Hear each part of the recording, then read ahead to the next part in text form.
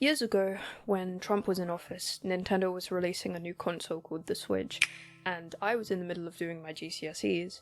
I procrastinated studying to sit down and play a little game that had come out the year before called Life is Strange, featuring Max Caulfield as the main character.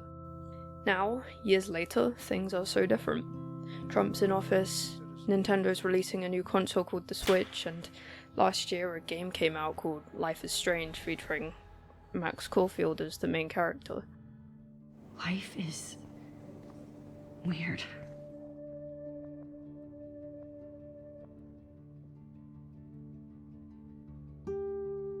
Life is Strange is a game about nostalgia and travelling back in time to revisit memories and look at how changing one thing can lead to a drastically different outcome.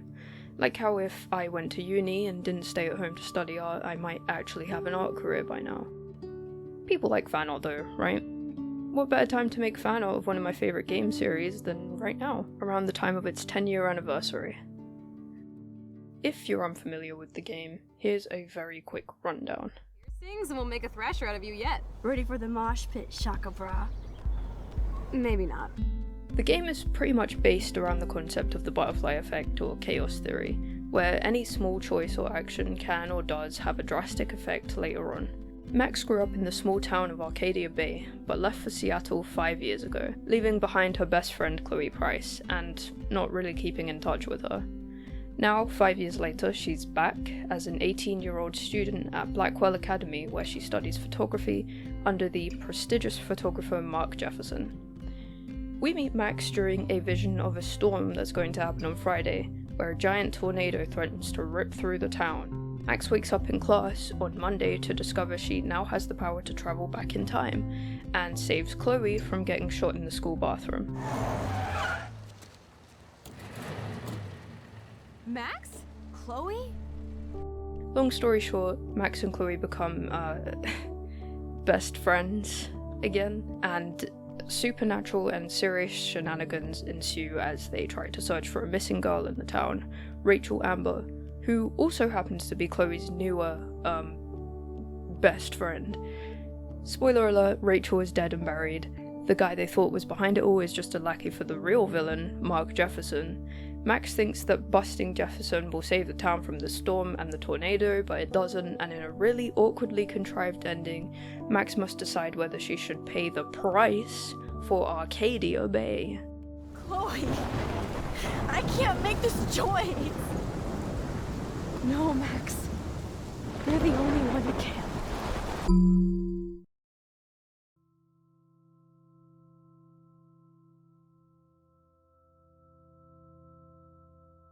Rather ironically, the first piece of art I ever posted to the internet was of Chloe. But I've always found it hard to make fan art. I'm not even sure why. I think I just get so obsessed with trying to make something good that also captures enough of a likeness to the characters. I really wanted to give this fan art an honest go, so before I started, I really tried to figure out what aspect or essence of the game I wanted to capture, what kind of stood out to me the most about it. Whenever I think about this game, I can't help but think about how much I don't like the ending. It feels so forced and like it could be solved so many other ways.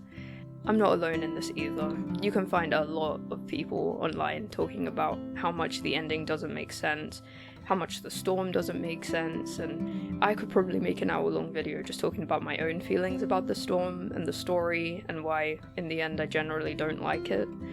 But I saw this comment online today that said, "Don't think too hard about Life is Strange's supernatural mechanisms because Don't Nod clearly didn't," and that about sums it up. So, instead, I wanted to focus on something I read in an interview with the co-founder of Don't Nod, Jean-Maxime Maurice. Just this part where he says, "There are supernatural things, but they're only there to be a metaphor of what is going inside the characters. They're in a conflict." So according to Maurice, the supernatural elements of the story reflect the inner conflict of the characters, not just Max.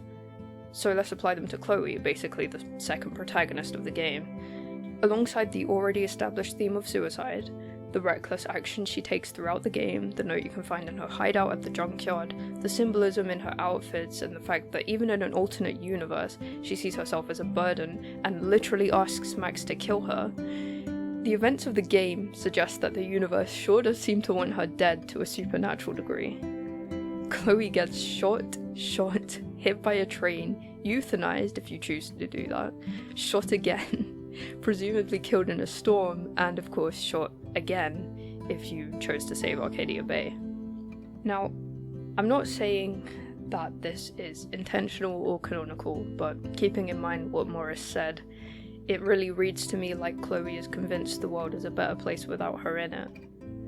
The fact that things all just seem to work themselves out in the end if she dies only validates this feeling for me, which is just another problem I have with how the story's written. So, finding this interpretation highly relatable as someone who has struggled with that feeling myself for a long time, I decided to base this fan art around that. Which, now that I think about it, is pretty morbid, sorry.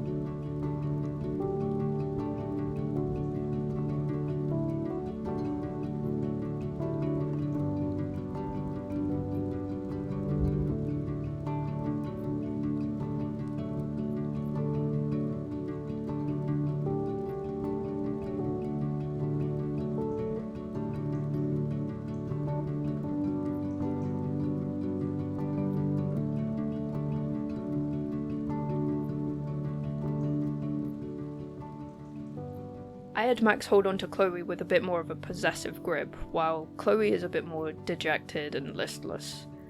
The smoke of her cigarette forms into the tornado in the background, linking her to the storm and that feeling that she's the cause of it. The feeling of nostalgia is still present here too.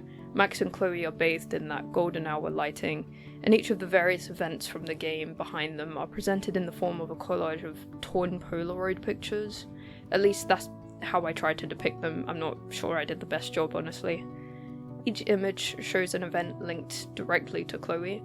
The last time she saw her father, the missing poster and burial site of Rachel Amber, and the two men responsible for her disappearance, as well as Chloe's own deaths. I added the butterfly in as well, of course, although I could have been more deliberate about its placement. I'll be honest, by the time I remembered to add it back in, I was sick of this artwork and I just wanted to get it over with. So there you have it, my Life is Strange fan art. I hope you like it, or at least don't hate it. This video style was a bit different from what I normally do. Maybe I'll do more like this, where I focus less on the techniques and more on just the discussion of the art or subject more. I don't know. You can let me know in the comments what you think if you want. Anyway, if this video gets enough engagement, maybe I'll do a few more, not just for Life is Strange, but for a bunch of games and media that I have silly little thoughts and opinions about. Either way though, thank you for watching.